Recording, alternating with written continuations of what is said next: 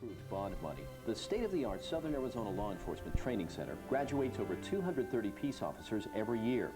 56 Southern Arizona police agencies use this 155-acre site for basic training. On a cold winter morning in December, 54 individuals gather on the academy grounds with the goal of becoming commissioned police officers. Of those who start on day one, not everyone makes it. But this is not the story of those who don't persevere. This is the story of those who survive the grueling 16-week training regimen and are about to begin a long, rewarding law enforcement career.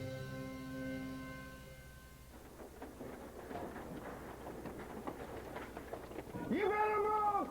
You better move like your life depends on it! I expected a lot of yelling, a lot of running. Let's go, let's go, let's go! 5 equal lines, line them up! Felt like prisoners with these hawks flying around us, yelling at us. Heels together! Toes down 45 degrees, eyes fixed and straight and forward. Quit dancing around! You will see blood, you will see sweat, you will see tears.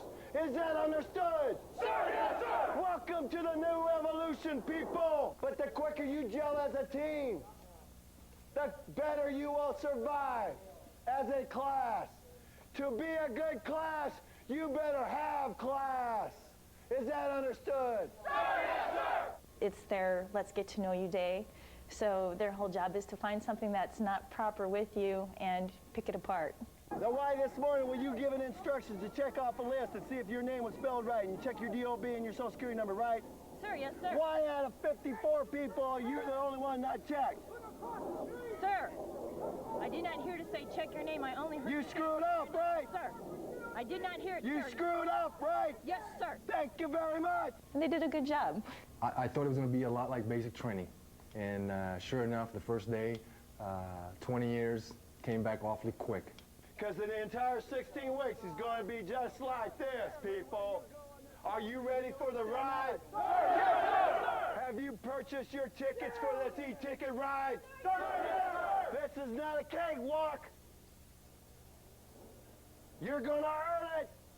I tell the recruits from day one, my staff and I are here to make sure that you make it through this program. We are here to give you 110% of our abilities to ensure that you make it through the program. In turn, I don't request, I don't ask, I require a commitment of 110% from each recruit. I am willing to give, but at the same time, I have to receive. Here is my next favorite position. If you hear the word drop, you will get in the front lean and rest position, the beginning stage of push-up. Drop! Nobody on the ground unless everybody wants to do push-ups. Off the ground! Off the ground! Hear some noise! Scream it out! On your feet. While enrolled at Saletc, each recruit received 718 hours of total training. That's 608 hours of classroom instruction, 78 hours of supplemental instruction, and 32 hours for a comprehensive assessment of practical skills. The majority of the recruits' time was spent in the classroom. This proved to be an intimidating challenge, especially for those not prepared for an intense academic structure. But the number one reason recruits are dismissed from the facility, from the program really, is due to academics. A lot of people come here thinking it's going to be a cakewalk, but what they don't understand is that they've been out of school for a number of years, and now we're placing them back into an academic environment, and they're not used to that. While the classroom played an important role, Class 005 also had to learn the basic building blocks of what it takes to become a police officer. Proficiency skills are made up of driving, firearms, physical fitness, defensive tactics, and first aid. Proficiency skills are a fundamental knowledge that a person needs in order to do the basic job of a police officer. Okay, 4 more, let's go, let's go! Good job, let's go. Push, push, push, push! Society is made up of violent people and still reasonable and loving people. So we've got to address with the recruits the ability to deal with those violent people and yet still within the realm of reasonableness We want to impress upon the recruit that he needs to consider himself or herself as #1 priority. They have to be safe in order to help the citizens that they're here to protect. So they have to take care of themselves to the degree that is necessary so they can go home to the person they love. But we normally begin with, as if you're trying to learn to ride a bicycle, you start off slow. So we do drills statically and then later on build up to incorporating all the different pieces of the puzzle of defensive tactics, the skills. Yeah. Somebody's getting a real good laugh right now. We need to teach firearms training for our law enforcement officers because of the danger out on the street. They need to be able to protect their lives and protect the lives of the citizens. Basically, sweaty palms the first day, not knowing exactly how to break the weapon apart. And it's an amazing transition and transformation that we see, because by the time they get to the tactical portion or even the last cycle of the training, that they are really, their handling of the weapon and all the things that we've taught them, basic firearms fundamentals, really comes into play. And it's a pleasure to see them go from that first day to really getting that gun out like they mean it and know how to use it. What we teach them right off the bat is that this is not a driver's ed class. This is a class on how to operate an emergency police vehicle with regards to police driving, pursuit driving, evasive driving, things like that. They learn their own capabilities. What are they capable of doing with a motor vehicle? The second thing we teach them and get them to learn is the capabilities of the vehicle they're going to drive. The third thing is we teach them how to drive in a police pursuit mode. The important thing is that when they leave here with the understanding that they have to drive with due regard for public safety and for their safety. They can't just go out there and be in a police vehicle and then drive 100 miles an hour where they want to go. They have to understand that they're responsible, they have to slow down, and they are held at a higher level of responsibility than the average person is. Has everybody gone? PT helps all aspects. Basically, from the very start of the academy, they're put into a stressful environment. Whenever you're put into a stressful environment, certain physiological changes happen within the body. The more you can get an individual interested in physical fitness and to work out more, they can actually combat a lot of those physiological changes that happen within the body. Once they get to a point that they're in better physical condition, oftentimes we see people when they start to get used to physical fitness, where they do something active, even when they get to the point that they stop doing that active scenario, their mind is still clear, they're ready to address whatever they need to address, and it builds a better performance in all areas. People that come from a sedentary lifestyle, that aren't used to being active, that are all of a sudden thrust into an active role and participating in a regular regimented workout program, see huge changes. By the time they leave here, in fact, they've often changed uniform sizes. The need to come together and work as a team was important for those who survived the strenuous training curriculum. I think about the second, third week, we all started coming together, I believe, realizing that we needed each other to overcome this. The recruits did not have to make the journey alone. Guiding them through each critical phase was the job of the class counselors. Each class that comes out here has a set of counselors, and I was just really blessed with having a great group of counselors with this class. They had a genuine caring for each recruit. They had professional standards that they kept and a bearing that they just lived by.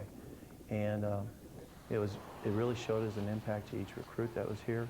If it wasn't for these class counselors, I don't think a number of these people in this class would have made it.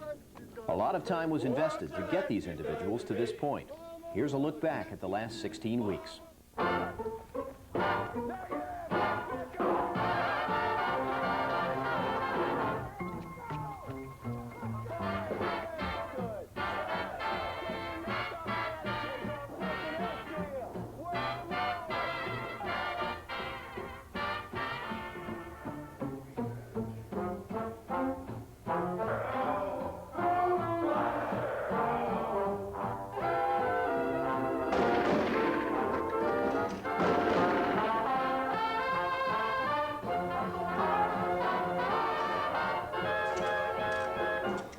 Give me 5 minutes more, only 5 minutes more. Let me stay in your arms. Here am I begging for only 5 minutes more. your charm. All week long I dreamed about our Saturday days. Don't you know that Sunday morning you can sleep late? Give me 5 minutes more, only 5 minutes more. Let me stay in your arms.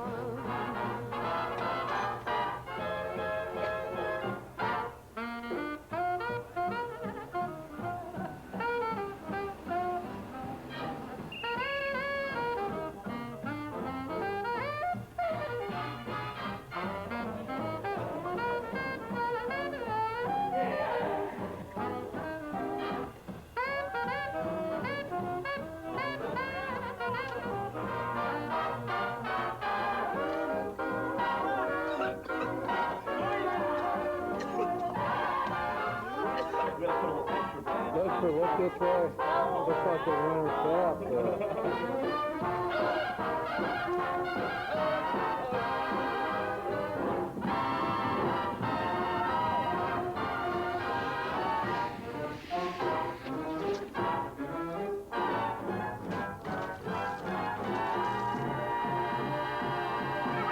Never want to do that again. The bottom line of all this training was to introduce each recruit to the law enforcement profession and a lifestyle that promotes personal integrity, self-discipline, decisiveness, the ability to problem solve, make decisions, and follow instructions when needed. Class 005 has overcome many obstacles and flourished in the face of adversity. However, each of these recruits realizes there's just one more accomplishment they need to achieve. Receive the badge, the symbol of being a commissioned police officer. I can't even describe how it's going to feel. I've spent, well, I like to say that I've spent a lifetime pursuing this position. A sense of accomplishment, a sense that, that I have fulfilled another goal, a proud moment, and one that I want to share with my wife and children. Who's going to be the most proud of me? If not my father, then me. I've worked very hard. My wife told me she's probably going to cry because she's going to be very proud of me, and it's going to be a very honorable day for me to accept that badge. When they receive their badges, I want them to have pride that they really earned it, that this wasn't a cakewalk, that this offered challenges, both academic, physical challenges that they had to go through, that they earned the badge that they're receiving today. My biggest thing is I hope that they do it from the heart and they always do the right thing. Morally, they look down and everything that they do with high integrity, high level of professionalism, high level of honesty, service dedication. Because if they do it with those values in mind, they'll be an excellent law enforcement officer. Congratulations, 005. You had the will to survive.